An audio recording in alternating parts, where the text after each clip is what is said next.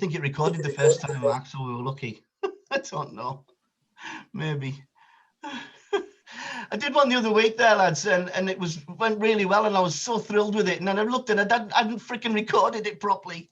So I'm hoping this one records, because it's nice. It's nice to be able to show people, I guess. Yeah. So why would a one-touch pass not work?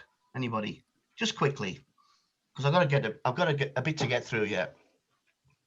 Why might it not work? You've given me all the answers already, but just very briefly, 2 or 3 things.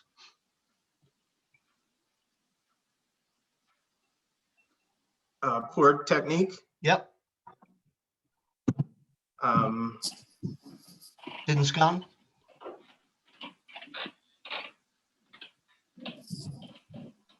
Let me get straight to the nitty-gritty here. Look, this is what I think. It's not always the fault of the receiver or the passer, first of all. So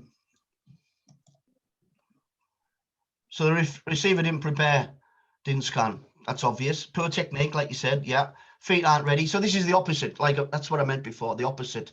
These are the opposite things that we should be doing in that continuum I talked about that we're not. So body position closed, no communication, poor pass to the receiver, too much pace in the pass for a one-touch pass next. Players off the ball don't move. That's a big one. That's a massive one. Like you pointed out, Howard. That's a massive one, because how many times you see the ball's coming to a player and the teammate they're not deliberately hiding behind a player, but they haven't moved a yard or so either side of a defender to get free, have they?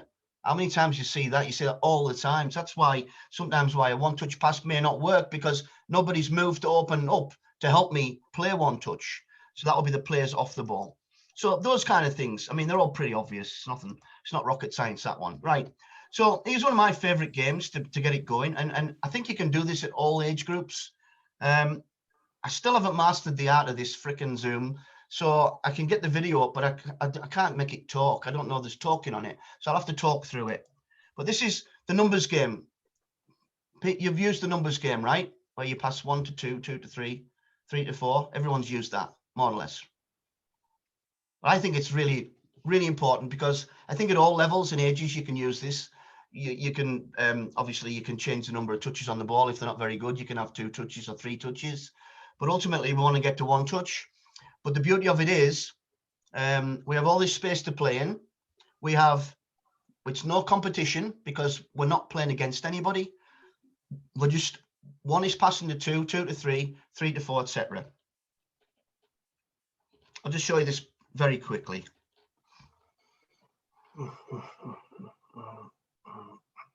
Takes a while to warm up. This is longer than normal. Come on. Come on, baby. Try it again. Technology, freaking hate it. Okay, essentially, so what we're doing is we've got 2 teams. We've got 1 to 8 and 1 to 8.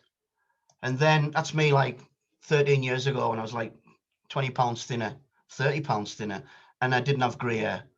But anyway, I did it at the National Convention 13 years ago. And I put this on because 13 years later, I still think it's equally as important as I thought it was then. So, and we played with futsal balls. Again, if the kids aren't very good technically, at least the ball's going to stick at the foot, kind of. And you know, and for all our indoor training that we have to do in the winter, whenever it starts again, on those bouncy fields, the futsals are great for that.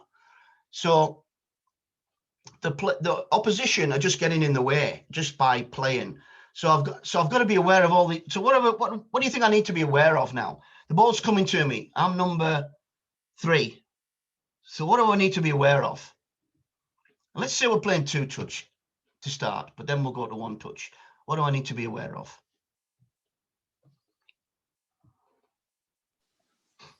Well, where number 4 is, where your next pass is. Yeah.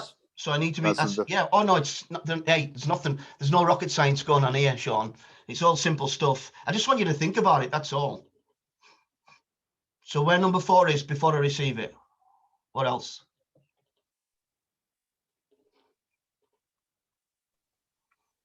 Yeah, I mean, Am I in the right place to receive the pass? Pardon?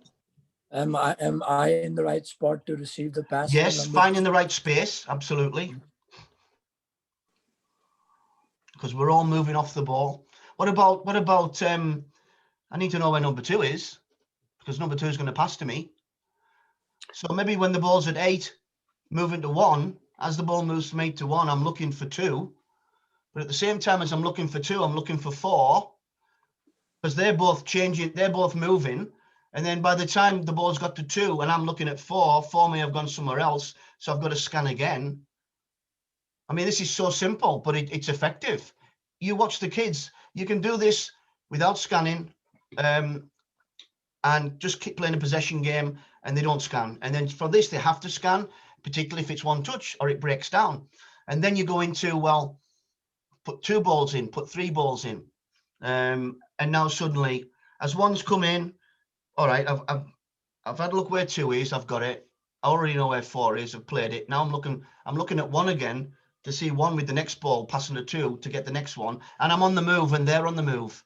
So I'm insisting that everybody moves. So it's honestly, I think this is a great game. I'm sure you've all used it, but I think it's better than people realize, because it's so simple and it's so effective. What kind of things could you condition to make sure that they move around? What do you think? Because a lot of the time they'll stand still, won't they? You know, the younger ones, and they're not as good yet. They'll pass and they'll stand still. You know what it's like. Well, Wayne, you could do a competition to see who can get through all the numbers first before the other team, right? Yeah, you could do that. Yeah, absolutely. could add a defender, add a neutral defender that's looking to press both teams. That's a good one. Yeah, you could do that. So in other words, a defender, if whoever they're close to, they're going to make that person move, right? Because they're going to get away from the defender. Is that what you mean, Sean? Yeah, exactly. Yeah. Yeah. So you could do that, but then you've got all those other players you've got to affect as well. So how could you affect them? This is, again, not rocket science, just simple. I mean, you could tell them to stay a certain number of yards away from another player, you know, or you have to move into a new space after each pass is made, or move 5 yards, whatever it might be. Right. So based on what you just said, here's how I do it. I'll put zones. So I'll put maybe 9 zones. So when you're in one zone, when you've played it, you're going to move to a different zone, which is exactly what you've just said. So that forces them to move, you know. So I think that's really important that we get them moving. So the zone thing kind of conditions them, and it doesn't have to be the next zone. It could be another zone somewhere else, but it just forces them to move. And the other thing is, I'll say, when you made your pass, you got to run to the outside line and check back in, and each time you do it, it's to a different outside line. So now they're having to spread out, because often they don't spread out enough. So that kind of forces them to spread out. And then what you said about cones, I work a lot with cones in terms of positioning. I will talk about this a bit more later, but in terms of positioning, I'll put cones all around, and now I want them to position between the cones. What's the best position? There's 4 cones there. It's a diamond or it's a triangle. What's the best position? What's the best place to position? So that's something else that I do.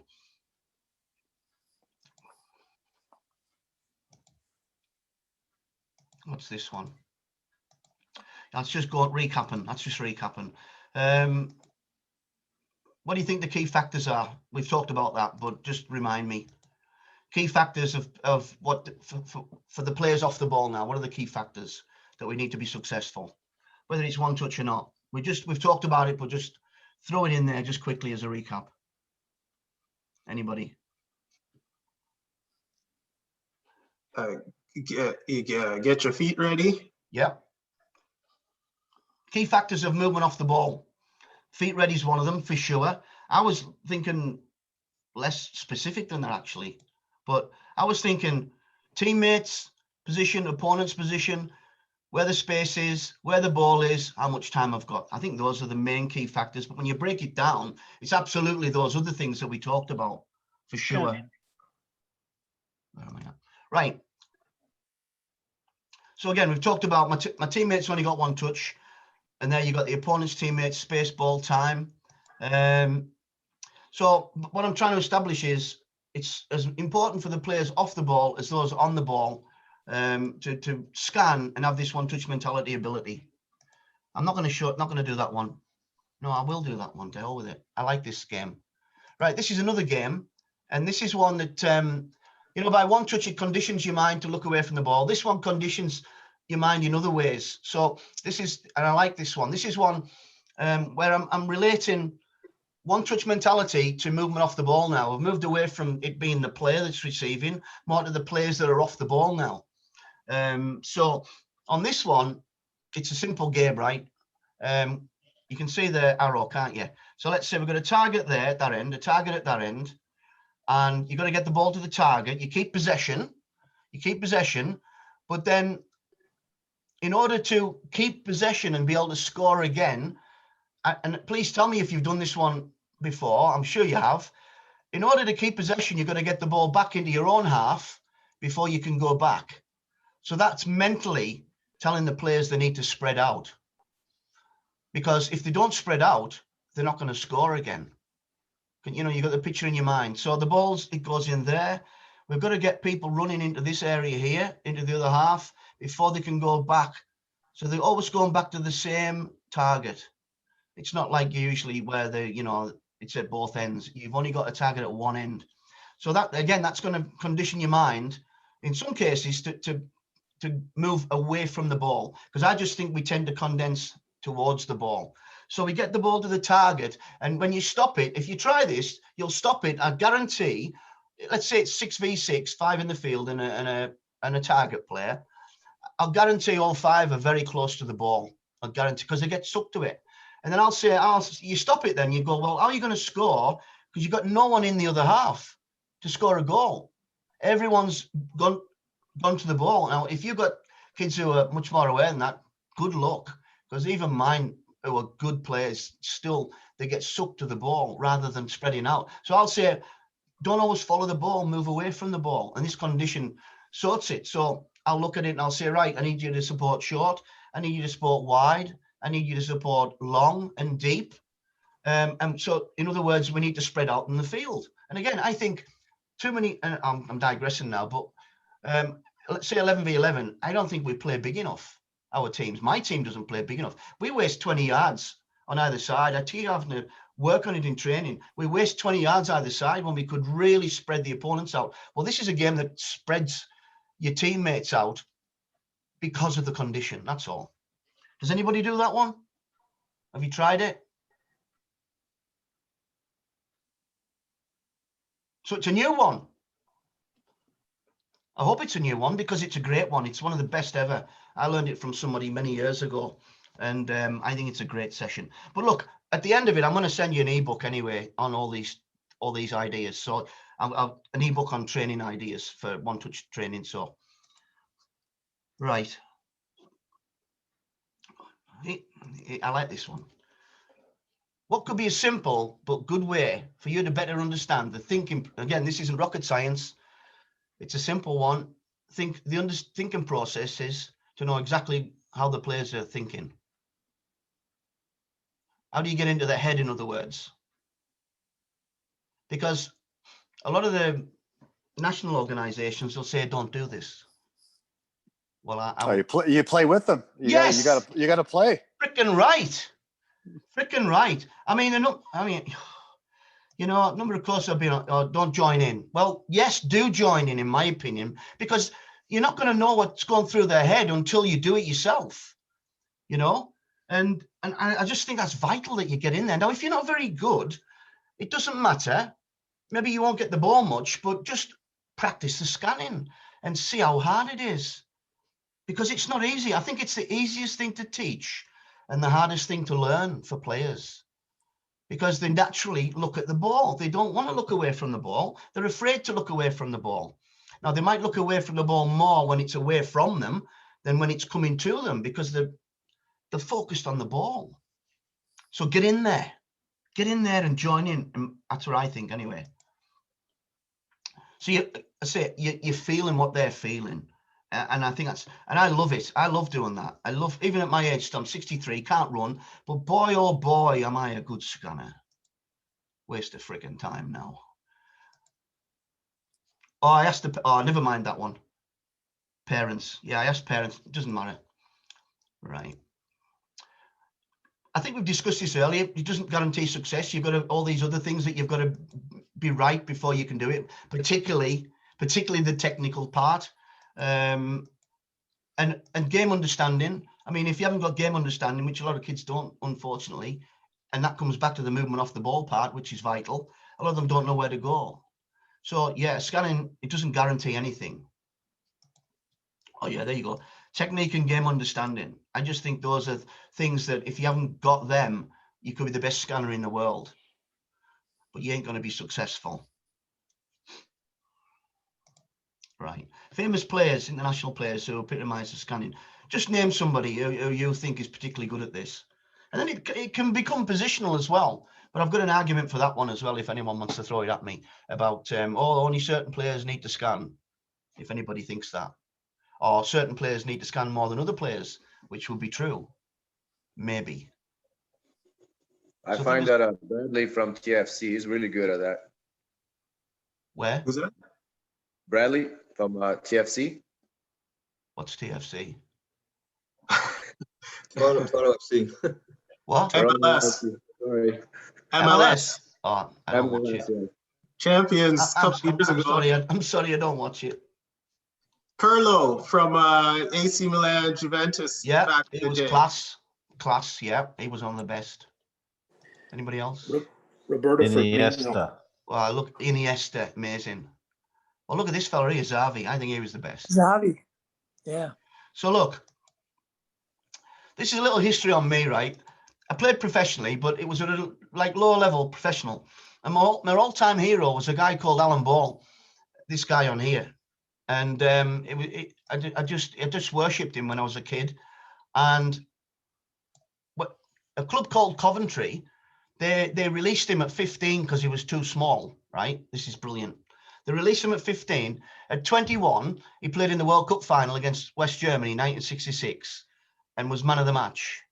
But he got released by Coventry because he was too small. I like that because I'm small. So, you know, all those small guys, you know, the bigger they are, the harder they fall. Yeah, but a good big one will probably beat a good little one. But anyway, so Alan Ball's my hero. And I was playing at Blackpool. And then when at the end of his career, he became player manager, player head coach at Blackpool. So for 2 seasons, I played alongside Alan Ball, World Cup winner. And he was overweight. He couldn't really run that far, but nobody could get close to him. He just had that scanning ability. And he used to say he only needed a half a touch, which is no such thing, but that's what he said because he saw the game so fast. And God love him, he got so angry at all of us because we couldn't play like him and we didn't see, and he would make passes and we don't even know what the hell's going on, and he'd get mad, God love him. Anyway, eventually he got sacked as a head coach, went back to the Premier League at 38 and then was a genius again because all the players around him knew what he was doing. But I mean, this guy was the original Xavi for me, and this is where I got all my inspiration from Alan Ball. I mean, I wasn't, this was one of my weaknesses. I wasn't a great scanner. I think I was technically good. I didn't scan quickly enough. The game was really fast, even though it was a low-level professional. It was still really fast, and I didn't see the game quickly enough. And so I've been pissed off forever because I'm so good at it now. I swear to you, I go out there with the kids now, and it's like my head's spinning like her off The Exorcist. It never stops. It never stops. Never did it when I played hardly. So, you know, I mean, I missed the boat, and it's so sad. I wish we would come back next. I'd probably come back as a snake next time, though, so it wouldn't work. But I just think I missed out. So I think I've always wanted to teach it, and that's why I love it. I love the whole idea of it, and I love joining in now because I swear to you, the kids don't. I keep possession really well. Believe it or not, I do. Honest. Just a question. Yeah. Back in '66, did you guys play with 2 defense, 3 forwards, 3 midfielders? And No, 5 that was 1866. Was it? Bloody Really? hell. Are you for real? That was 1866, man. You're joking. Okay, you so gotta read your history of formations, How- man. Come on. when- Jesus. in '66, Yeah. what was the formation in '66? I think it was kind of a 4-3-3. I think Hurler. that's what England played. And to be fair, Alan Ball was a right winger then. He started on the right wing and I saved man of the match in the World Cup final, 4-2 against West Germany. But he eventually became a central mid and he just ran the show. It was just incredible. But no, we did.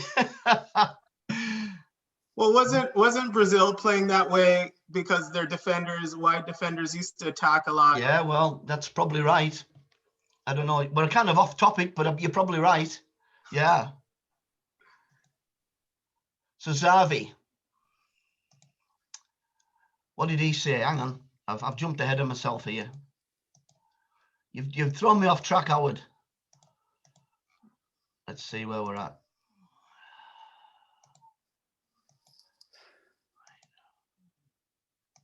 Yeah, good. So Xavi, I think he's probably the best of the latest ones, and I've got some videos on him. I'll show you. But here's what I read about him. I just read. He said it's all about the scanning. It's the look and the think. And he said you don't. And you know him. He wasn't physically capable, and he wasn't quick. But he said all the speed's in your head and not in your feet. And I think this is good to tell kids who aren't. I mean, not all kids are quick, but it doesn't mean they can't be good. And I like to tell kids this who aren't the quickest. I don't say you're not very quick, so this might help you. I don't say that. But for those that aren't very quick, as long as they've got quick in their head, it can really help them. And he just talked about, finding space, and then he talked about the rondos, etc. that USSF say we don't do now, don't they? Yeah. Don't do rondos, I think. And Barcelona were brought up on that. So the best Barcelona team ever, most of them were brought up on that. Right, possession habits. How many times do you think Xavi looked away from the ball in 90 minutes? Now, if you know the answer, please don't say it. But it's not obvious if you don't know the answer. And can you tell me how many times do you think he looked away from the ball in 90 minutes?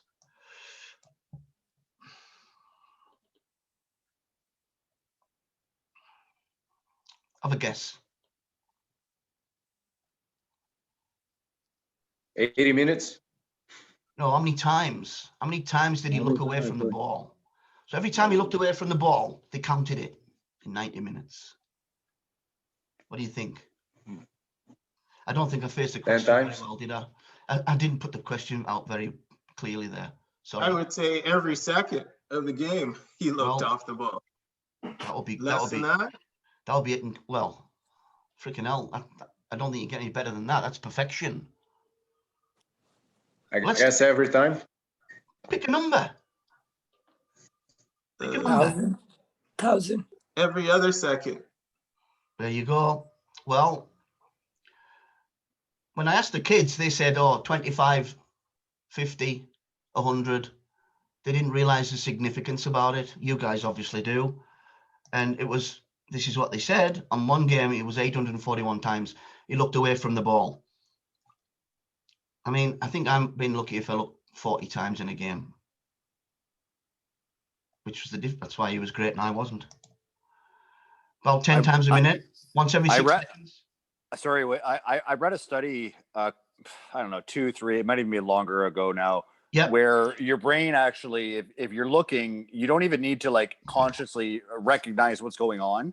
Your brain will actually record that for you and give you that information. You'll subconsciously make the decision without actually registering it in your brain. So even if you just look briefly, having the picture in your mind, I always tell the kids, just like give your brain the information. Yeah. You don't even need to absorb it. Just give your brain the information and your brain will help you make the right decision. And because you've only got a fraction anyway for that look, haven't you? Yeah. But that's what I always tell my kids. Just give your brain the information. If you don't give your brain the information, you'll never know. Totally. And this is like once every 6 seconds, but like you said, Howard, it's not, I don't think it's literally once every second, man. I mean, Jesus, you'd have a broken neck, but it is a lot. I would say, let me see. Later on, I'll show you that it's actually more than that, but that was just one game they did. Well, Coach, I played a lot of forward. Yeah. And I mean, in 1 second, like I don't have to move my neck. I can see so many things. Yeah. Right. And the ball. Yeah. Same with the goalkeepers, right? So how could they really count that unless they're waiting for him to move his neck? I mean, he's scanning all the time and seeing more than just the ball. Well, you're probably right, because but I think what it means is he wasn't looking at the ball, so his head turned. Do you know what I mean? It actually turned away from the ball. That was the physical thing that he did. So I think that's what they were counting, Howard, you know. But I take what you mean. I mean, you're seeing the game in front of you all the time, and you can see everybody in front, but you can't put side to side and behind. I think that's what they were looking at. So this gives you an idea, this here now. I think it starts at 41 seconds, so I'm going to move it on. So this gives you an idea of what they're talking about.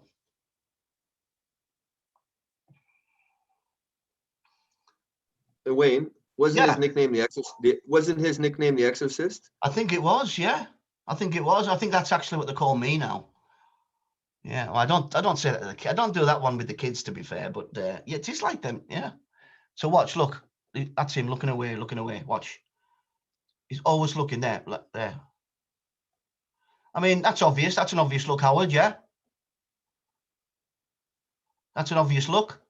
That's what they were counting. That's an obvious look. Scanning, and then if you look, what I love about this, it's to show the scanning habits, but also look at his positioning, right in the middle of the triangle.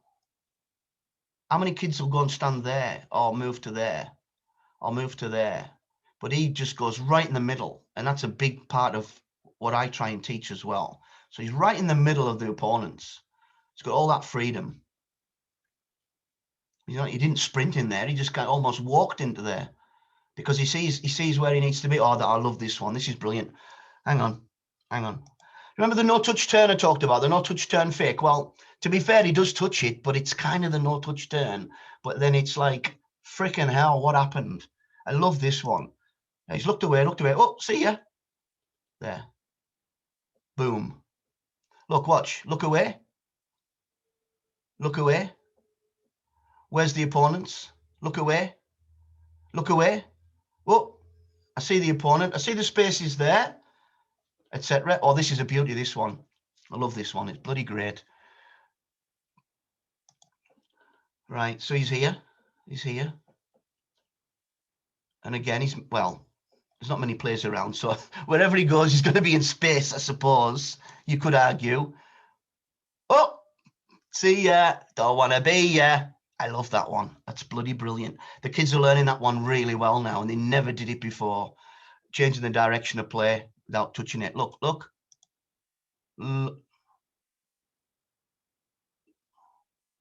Look. Boom. I mean, that's what it teaches. I mean, that's brilliant, finding space and time. If you look at his position there, is not bad position there based on the opponents. But then watch as he moves. Look, he's looking away again. Now he's gone in the middle of the triangle, in the middle of the diamond now. Look, because he's looking again. Could have gone forward actually there, but you'd have gone forward there, Howard, wouldn't you? Striker. But he's looked back. Yeah, I know you would. You can work it out, you bloody cherry picker. I might have backheeled it in the net, maybe. Bloody cherry picker, I bet you were. Anyway, so he goes back. He could have gone forward. But watch. I mean, that's just genius. Look, he's looking around, looking, goes in the middle of the diamond.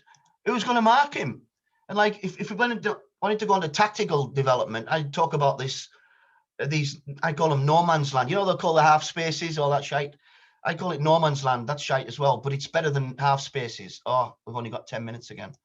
But that's all about the positioning off the ball. So, I mean, genius. Right, I'll move it on. I'll do another 5 minutes, Mark, and then I'm going to have to set it up again. We haven't got that much more to do, to be fair. You'll be glad to hear. So here's some more moments from Xavi. This is a good one because I don't know how to do this on a video, but it kind of shows it really well. I'm just freaking useless at technology. Right. I mean, that's obvious now, isn't it? You don't even have to say it. But I love this. Space as well, as usual. Scanning. Always scanning off the ball.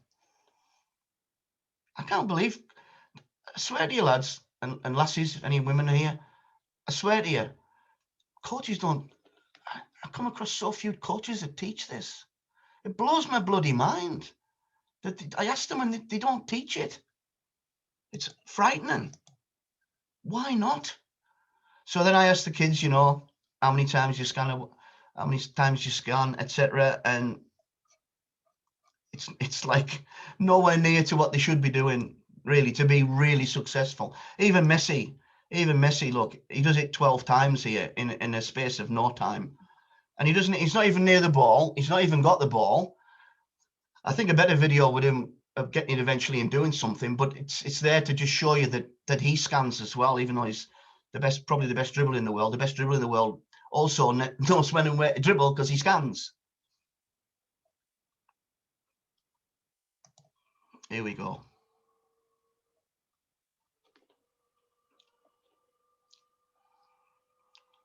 And again, that's showing you with the little clever diagrams that all these clever geeks can put together. Always looking away from the ball. That's the beauty of it. All right. Actually, Mark, I might just squeeze it in now. So we've got that idea going. Now, scientific evidence. You came onto scientific evidence there, Sean, and I've been looking it up as well. And there's this guy in Norway that's come up with these facts, which are really good, I think. And the facts are about the scanning, etc. And he said he calls it a body or a head movement in which the player's face is actively and temporarily directed away from the ball. So it's the scanning, and it's looking for information, like you said, Mark. Sorry, Sean. You said about the scan and how you get the picture and how you know it doesn't even have to be. It's almost subconscious. You were saying, weren't you, rather than conscious? And I think that's what the guy's aiming at here. So it's kind of subconscious, and then it's there to help you perform an action when the ball gets to you. And then he did 64 players, 118 games, and Frank Lampard was the best in the Premier League. He did almost what you said, Howard, or somebody else said, one every other second, 0.62 searches per second. I mean, that's amazing, I think. You're lucky if you get that every 10 minutes with a player. You know, it's no wonder these guys were so good. Stevie Gerrard was the next one. He was a good player. He was the next best. And then, of course, let's see. And then he said, right, all the forward passes completed. He looked at low frequency scanners, medium frequency scanners, and high frequency scanners. And the high frequency passes completed forward was 75%. The low frequency was 41%. Well, that proves that if you don't scan, you're not going to be as successful in maintaining possession of the ball. And to be honest, as I say, a lot of your players and some of my players as well, they don't scan at all. They just don't do it. They look at the ball all the freaking time, as I did. And then this one is in the opposite half. So it's similar figures. And of course, Xavi scored the best, which kind of puts my 841 times in doubt, I suppose. Every 0.83. And then I came on to Rondo. I threw Rondos in there because Xavi said about how well they did with Rondos, and USSF say don't do them. So I like throwing that in there. And then just to finish, this is what I think. The game's getting faster. There's a greater need for players to master this innate ability of scanning. There's fewer touches. Fewer touches, less time. Need quicker thinking, more game intelligence, better decision making, better movement off the ball. It's all those important things that we need. And then I'm going to finish with Frank Lampard, the man. Watch him on here. It's brilliant.